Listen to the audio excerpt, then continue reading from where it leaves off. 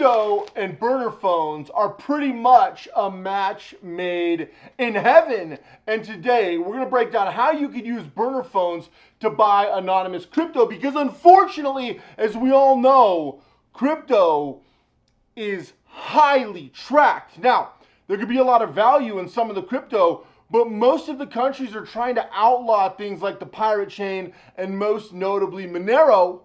Bitcoin has this mystique of anonymity around it, but it is not anonymous at all. There's a few ways which we broke down on this channel with Tor and tumblers, but it's a disaster. So can you use burner phones like this you see here, Mint Mobile?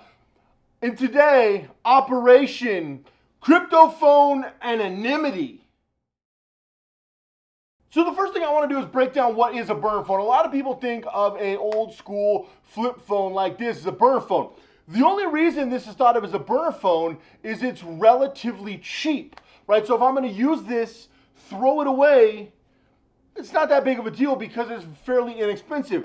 If I'm going to use a flagship phone that's $1,000 or $1,500, that's going to get pretty expensive pretty quick, right? So the whole idea behind a burner phone is to regain some anonymity. And as you can see here, like I showed you with Mint Mobile. Now I'm going to break down exactly how to do this, so buckle up because you're going to get some great information in this video. However, you need to understand first that phones, no matter what phone you have, a smartphone, a dumb phone technology at its core is not actually meant to be private or anonymous at all. So that's the first thing you need to fully comprehend. People are always looking for these ghost phones, invisible phones, even a Linux phone. I mean, there's no phone that's built because of not only just because the GPS and the Bluetooth and all the basic stuff, but how phones work, the triangulation. You know, the first thing you do when you take off the back of a phone, all right, you're going to have a few things back here. We can take out the battery of this phone because it's kind of a, what would you call it, a hybrid.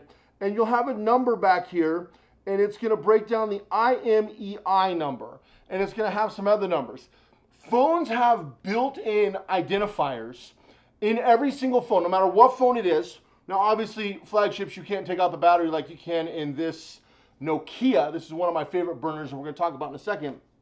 But the reality is, even though you can't take everything out, it's still got the tracking identifiers, and they're illegal to change. It's literally illegal to change it. So whenever your phone is powered on, like this phone is being powered on right now, there are some identifiers that are impossible to get rid of. Now, by its very nature, I can go out and buy one of these phones or one of these phones or this phone or any phone anonymously. But as soon as I use it, algorithms, predictive algorithms, could start to identify who I am based on my call patterns and my geographical location. And if I make 3 calls, most of the alphabet agencies can predict within I think it's 3 to 5 people who it is. If I make 5 calls, they're almost 100% sure who it is. That's why you see people make a call and discard the phone when it's a burner phone, because it's so easy to identify you, right? So there's difference between a burner phone and a privacy-based phone, and I use privacy-based business phones. I've talked about my phone system, which is a 4-phone system. Yes, I actually have 4 phones that I use. So, but if you don't want to get that complex, what could you do? Well, the first thing you could do is get Mint Mobile. Yes, it is that little Mint Fox guy that Ryan Reynolds, the superstar actor, owns Mint Mobile. But what it is they use T-Mobile towers, and they lease some other ones. That really doesn't matter what towers they use. But they're a web-based service only. Now, the great thing about this is you can buy the cards online anonymously. So what would be the steps? You would get on your virtual box, like I've showed you guys to do. I've done an in-depth tutorial. So if you don't know how to create a virtual machine, watch my video on that. You use a virtual machine with Linux. You use Tor with the VPN. You're completely anonymous for a purchase like that. Now, what I use is these anonymous cards. I can't show you the number because I still have a couple of bucks on this, but I use these green dot cards, which I have a video coming up on how to buy things with completely anonymous debit cards. You can also use things like Privacycom, depending upon the level of privacy you want to get. Don't confuse it with PrivacyX, my site, my company, but Privacy.com is an app but they have your main card. So I'll put my business card on Privacy.com. I use them to buy a lot of things online for identity theft reasons. Privacy.com is incredible, but if you actually want to keep your identity secure, well, Privacy.com has your card, so keep that in mind. So I use these green dot cards, which is how I bought Mint Mobile. And there's a bunch of other prepaid cards, which are really cool videos coming up soon. So subscribe if you haven't already, because we got lots of in-depth how to be a ghost content on PrivacyX, because as you already know, privacy is a right and it's a right that needs to be protected. If you don't protect it and I don't protect it, you can bet the government and the big corporations won't protect it, and they'll take your privacy, your anonymity, and your freedoms from you on a regular basis, as they already do. So you use your virtual machine setup that I've showed you how to do. You hop on Mint Mobile, you buy a card. You can also do the same thing on Amazon. They're sold on a lot of different retailers, right? But you do it anonymously with an anonymous card. Real simple to do. Then it comes in the mail to your ghost address. Now, PrivacyX, of course, we help our clients get ghost address, ghost banks, teach them how to do stuff offshore, teach people how to disappear. So if you want to learn how to do that, you can work with us over at privacyxproject.com, where we can literally make you disappear, or we could find any assets, it's what me and my ghost team does. So that being the case, one of these phones I would buy on a different site. So you could buy the Mint Mobile card on Mint Mobile. You could buy the phone on, let's say, Amazon, right? Which I bought this one on Amazon Anonymous. It's real easy to get an anonymous Amazon account. And a lot of people think it's hard. It's not hard at all for a purchaser. It's hard if you're going to become a seller, but if you're a buyer, very simple. And so you buy them in two sets, but the location doesn't matter. You can buy this phone at any one. You can buy it at Best Buy. You can buy it anywhere. This is a pretty good, it's what I call a semi-smartphone. It's not a dumb phone like this, but it's not a dumb looking phone that's super smart like this. This actually looks like a brick, but this is a very smart phone. A review on this is incredible. This will be coming soon. But it's also not an actual smartphone like iPhone or Samsung Android, and it's not a complete OS that is open source like Linux. So this is kind of a hybrid, best of both worlds.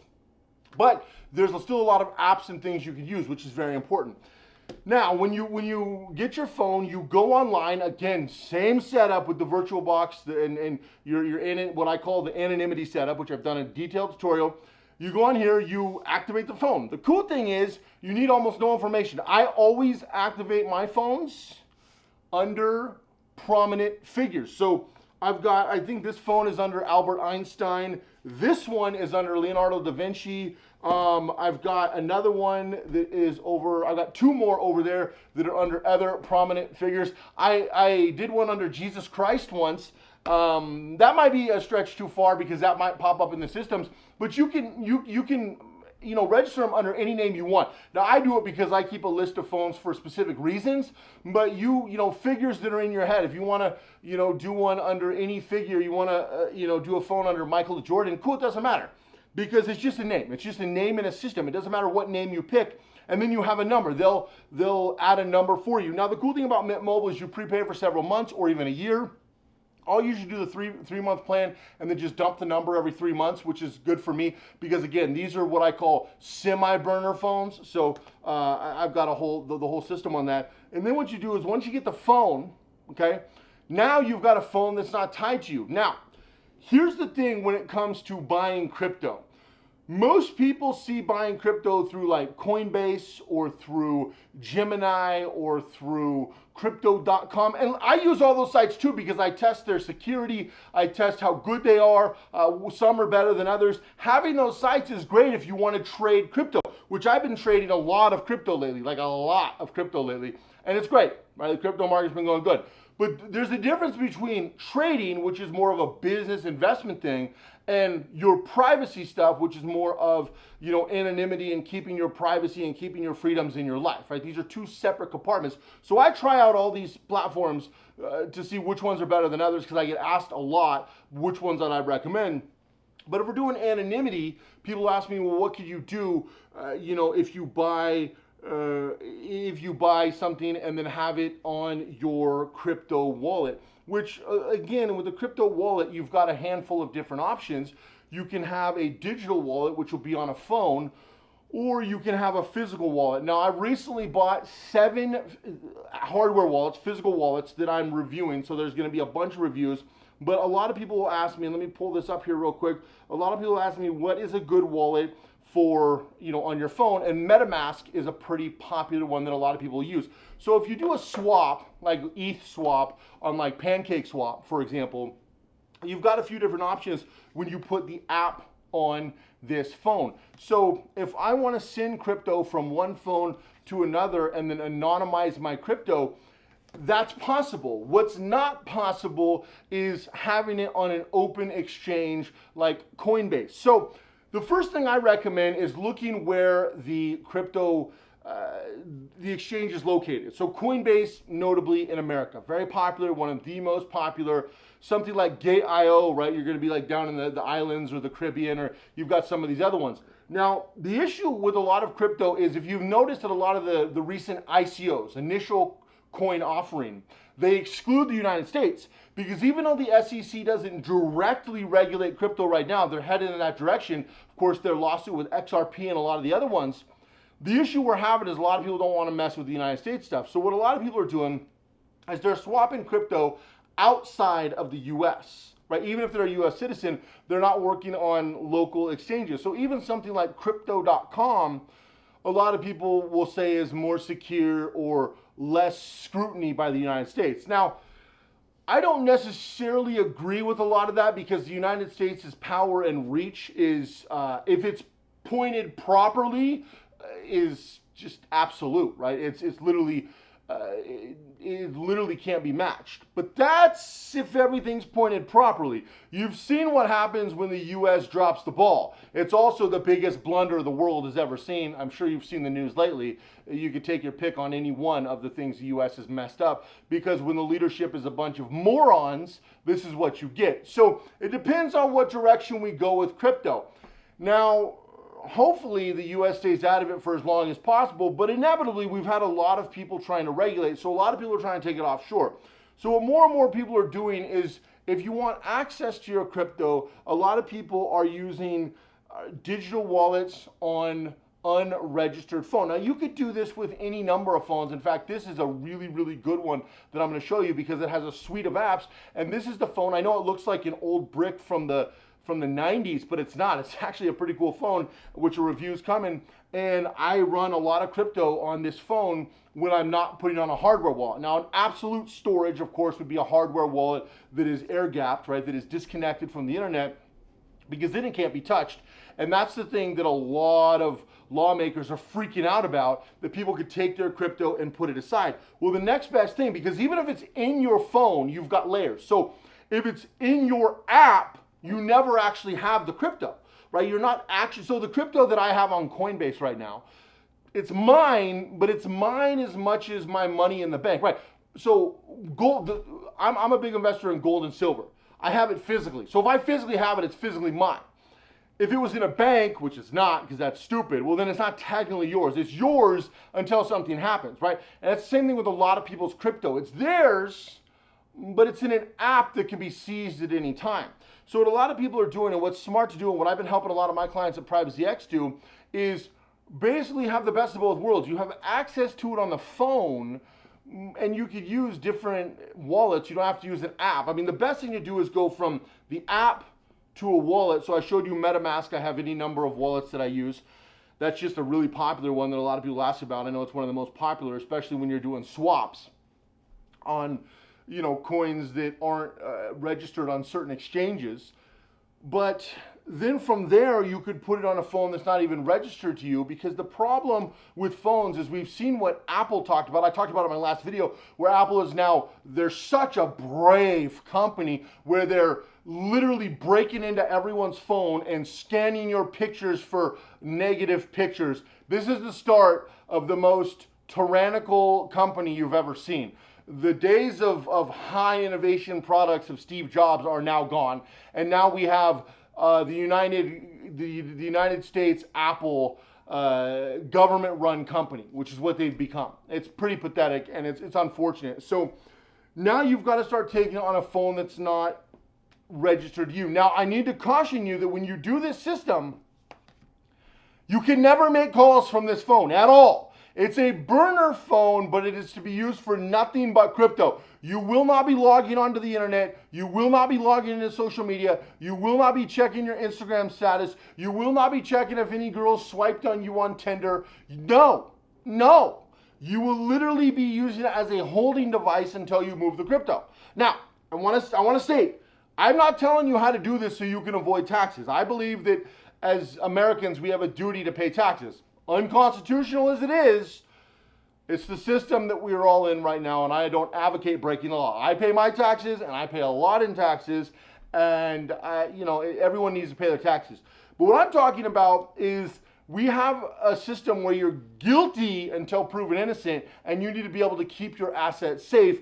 And if you have a daily driver that's registered to T-Mobile or Verizon or Sprint or AT&T or any other useless, I got a lot of people watching other countries, whatever your carrier is, if you use your real name and social, honestly, even your real name, but your real name and social to get your phone, nothing on that phone is yours. You need to understand that. Every text message, every phone call, every email is scanned and cataloged. It always has been, but now that Apple is blatantly coming out and doing this, that's taking things to a whole new level.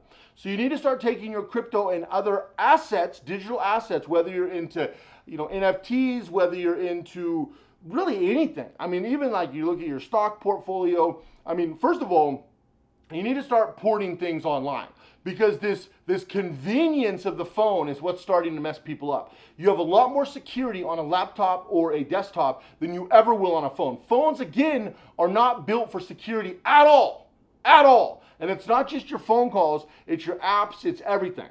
There's always these things taking extra access, scanning the background. It is just ridiculous. You can build things into your computers. I've got some really high-end computer systems that have extreme hardware security that it would take literally a high-level hacker, which is possible, or like a government agency to get into, right? You can really step up your security where nothing's impossible. I mean, even governments get hacked into. Nothing's impossible, but you can step it up. There's almost nothing you can do on your phone. You're pretty much just stuck with whatever they give you. And that's all phones. That's all phones, folks. I don't care what phone you have. That's how phones are designed. So if you have a phone that no one's going to look there because it's not yours. It's kind of the equivalent of a safe house, right? What is a safe house? It's not some super safe, secure. No, what a safe house is a place that no one knows about, that no one can link you to that. That's all it is. A phone that can't be linked to you is a safe phone, but it still gives you quick access. So it gives you the best of both worlds. So a lot of people who are pushing crypto in and out all the time, this is the best option. The best option totally is hardware wallet, but a lot of hardware wallets are tough to get crypto in and out in a quick fashion. Now, some of them, like most notably, one that I recently been reviewing is the Ledger, right? So here's one coming up. Like I said, I've got about half a dozen of these coming up, these reviews. Ledger's cool, but the problem with Ledger is once you get on the platform, you might as well just stay on Coinbase, right? So you need to compartmentalize. That is the number one founding principle of privacy, security, and even freedom is compartmentalization, okay? Everything should do one thing and one thing only. Same reason why if I use Proton Mail, I won't use Proton VPN. No diss on Proton Mail, but I don't want these commingled. If you used Google, don't use Google Drives, right? I don't use Google sucks.